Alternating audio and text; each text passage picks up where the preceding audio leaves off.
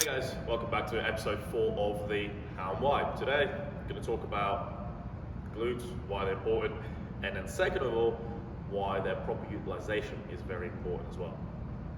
So first, to piggyback off my Instagram post that some of you guys may have seen, as in like what's the most important muscle to keep active during sport and what's actually going to help us improve. So obviously our glutes are part of our core. So first, let's just kind of dive into what the core is actually made up of. Shit ton of muscles, all right? It's not just your abs that are here, right?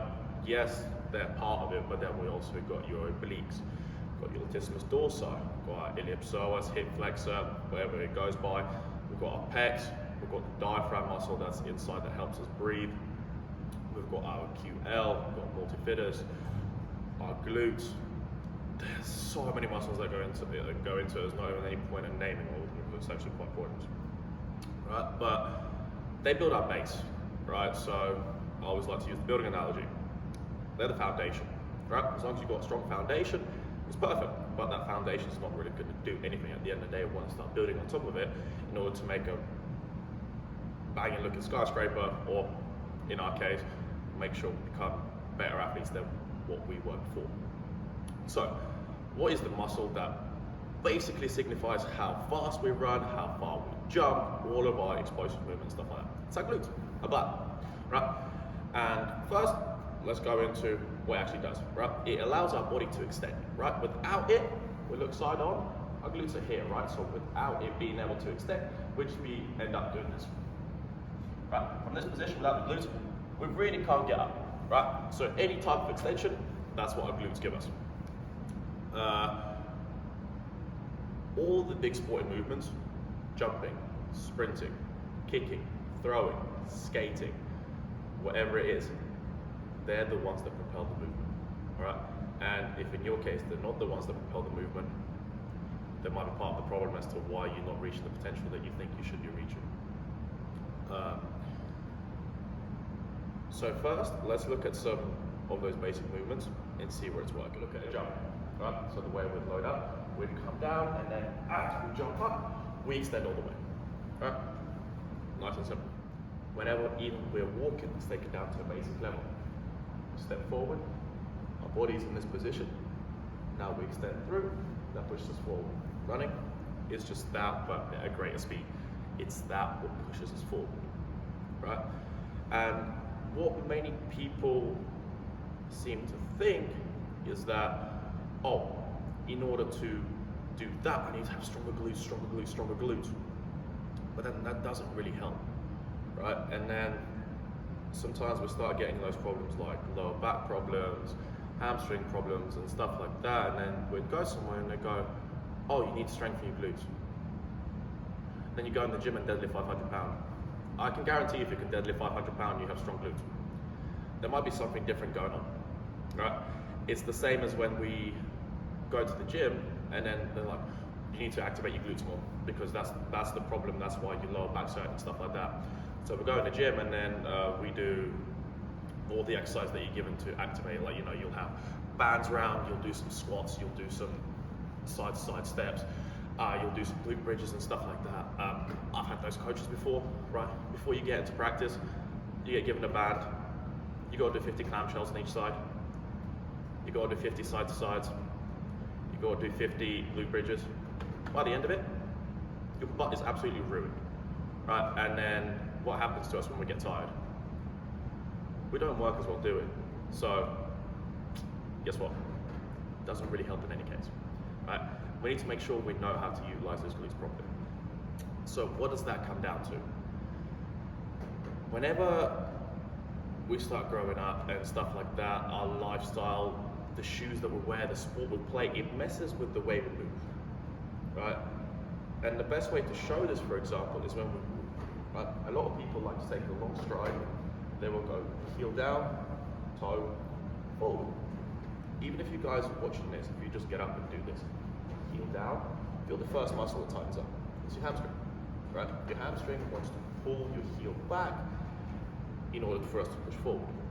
Right? And then as we come through, we get on our toes, push through, that's when our glute activates. So first it's the hamstring, then it's the glute. That's where the problem is. Our hamstrings are not made for that. Our hamstrings are more or less stabilized muscles for our knee, just to make sure it's straight, and then it's basically this movement, right? They're not made to push our body around. But whenever that heel touches the ground first, that's what becomes active. So for those of you that have really tight hamstrings and lower back problems, that might be your first clue to think, something's not working right here, okay? It's the same because whenever some people sprint, we're going to take a really big step forward, we'll land here. So now our hamstrings got to pull the body forward before we can get up on our toe and push through. When we're moving at such great speeds, that blows the hamstring up. So then what happens? Soccer players or football players, they're the biggest victim of this, right? We'll do that the next day, we're proper sore, hamstrings are blown up, we're like, all right, let's go stretch. So for those of you that are familiar with what happens to our muscle whenever it hurts, it's probably because the day before we overloaded it, it's been broken up, so now it's waiting to heal up basically just to get healthy.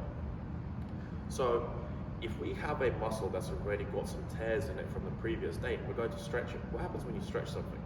It starts tearing more, right? So we've just taken a damaged muscle and now we're damaging it even more, right? So at some point, that's probably going to lead to an injury, a pulled hamstring, or even worse, a torn hamstring. Trust me, you do not need to deal with this. And what some people do is go strengthen up your hamstring. That's what you need to do because your hamstrings are just not ready for it. Well, in reality, they're just not being utilized the way they should be, right? So how do we go from there to utilizing our glutes the way they should, right? There's a nerve that goes from your big toe on each foot all the way up to your glute. So here's a little fun test for you guys to try, right? Just by standing there, go ahead and just drive your toes into the ground and see what happens. Feel a little bit more stability. You feel power actually going into the ground. You feel if you step forward and your toes the first point of contact, what pushes you through? Your hamstring doesn't tighten up anymore. It's your glute that's going to push you through now, right? That big toe digging into the ground, that's what's going to be that trigger for your glute to fire first and push you forward. The problem is, our feet, if they're not strong, we cannot do that. We collapse inwards, and now the big impact on the ground is just that bony part just like below our big toe. That can't do anything. So now the way for us to push is again to go from heel to there and push off. And again, that's just blowing up the hamstring, blowing up the hamstring, blowing up the hamstring. We need to get a stronger foot, or we need to change our footwear. The footwear right now, the way it's been created, it puts our foot in such an unnatural position that without thinking about it, it's really, really hard to dig that big toe into the ground, right? Women or anyone that wears high heels is the biggest victim of this. The position that your foot ends up in being, it is almost impossible to dig your big toe into the ground. So now the only thing that's working is your calves, your hamstrings. So now welcome to the tight hamstring world and welcome to the back problem world, right? That's why you hear so many coaches preach, hey, warm up barefoot, get rid of those running shoes whenever you lift. It's too hard to create stability for yourself without being able to dig your big toe into the ground and almost like try and grab it, right? So the big thing for you guys to start focusing on is start training that reflex. Whenever you're walking around, just think, okay, as I'm walking, I've got to dig my toe into the ground. As I'm walking, I've got to dig my toe into the ground. Keep your heels off the ground. They may not know, your coaches may not know this, but there's a reason why you always get told to be on your toes whenever you're in a game. That's where you're most fastest from. That's where you're the most powerful from, right? But the problem is we only get on our toes, we will drop back down on our heels, get on our toes, and then it's slowing that down. Again, our first movement might be off our heels. If we're constantly digging our toes into the ground, we're gonna be so fast and going everywhere. Sadly, it's just not everyone can do that because we don't think about it. Start thinking about that for a little bit, and it's going to become autonomous. Try it whenever you're in the gym if you guys work out, right? Whenever you're deadlifting, whenever you're squatting, doing whatever, go barefoot, dig your toes into the ground and see what happens. There might be a big change in there for you. Right? And this can go for anything. Dig it in. It's going to help you push that performance forward. Like I say, your glutes may be strong. So you could be a 600 pound deadlifter. That doesn't mean that's going to help you be more powerful and be faster. You've got to be able to utilize it properly. And sadly, a lot of us move in a way that we can't do that. I'm a big victim of it. my hamstrings are tight as shit. Lower back problems every now and then, right? I'm just starting to try and coach myself through it, try and get into it, but it takes time, but you see a very big difference when it actually happens, right?